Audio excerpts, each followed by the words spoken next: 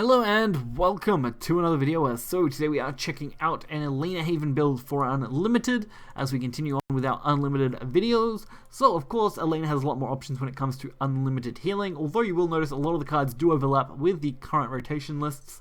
In particular, nearly all of the major early game, excluding Holy Bowman Keel, is basically used in the normal deck, excluding, there's only 3 exclusions, so Holy Bowman Keel, Realm of Repose, and Mosaic Holy Water are typically not used in the rotation list.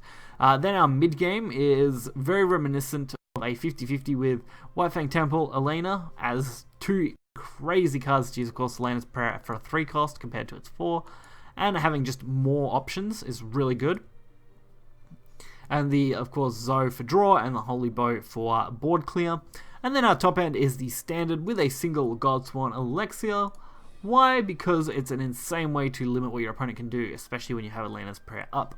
So we are going to get right to this and check it out. So kicking things off, our first matchup here is against Shadow.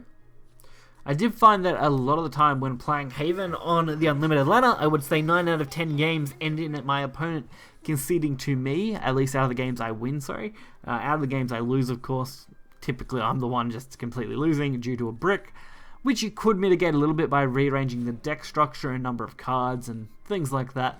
But I found that this was actually still pretty comfortable to play and very simple as far as what you got to do. So, of course, turn 2 plays, you're typically looking to generate potential healing cards or just anything really. The only trouble I found was actually draw power. I found why Zoe is great for draw power. It's really hard to get an Elana early game unless you just mulligan for it. So I would definitely recommend trying to do that as much as you can. So in this case, I went for the Whitefang Temple because I couldn't come up with another option off the top of my head on what I should go for.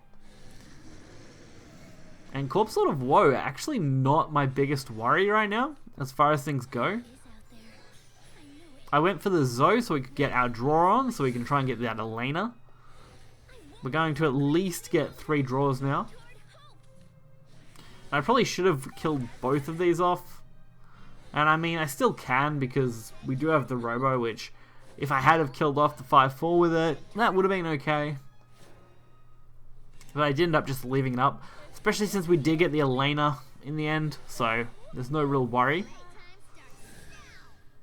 And no doubt this is going to go straight into my face, so now we can just pretty casually take it out as we want.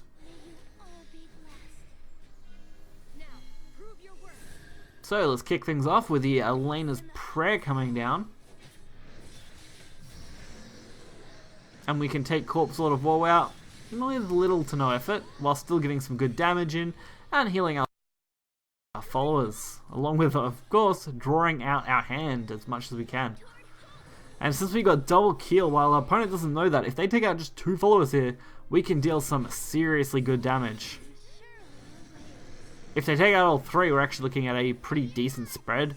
We can actually go Keel, probably the Mosaic, I guess. That's 8 damage, I think, or 4 damage, sorry.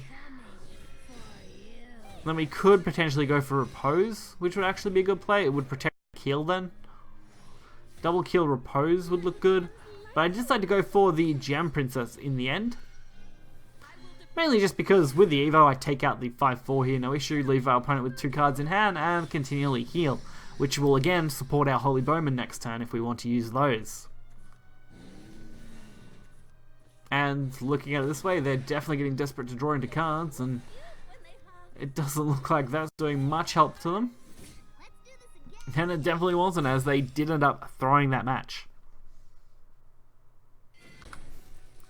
Next up, we are going to be playing against Blood. So Blood is usually pretty okay. Since we heal so much and we can deal with boards pretty well, I don't usually run into too much trouble, although I definitely want to focus on some decent early game cards if I can usually. We'll also, of course, prioritizing Elana. So Disciple of Lust, that's a little bit of a problem card. Not enough that I want to throw my Tender Rabbit heal though.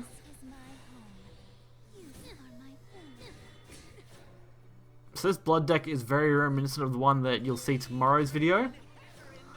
It does look like it's a Dark Feast Ballad list if I had to guess.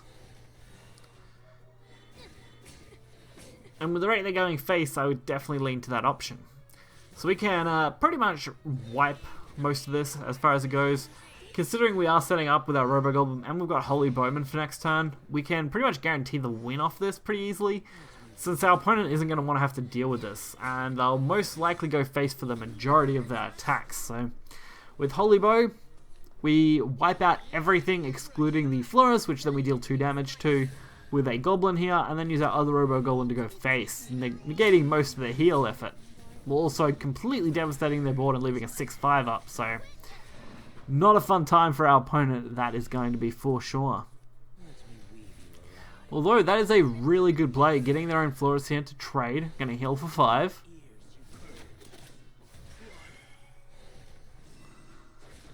I've got to respect that hustle there, that was a very nice play.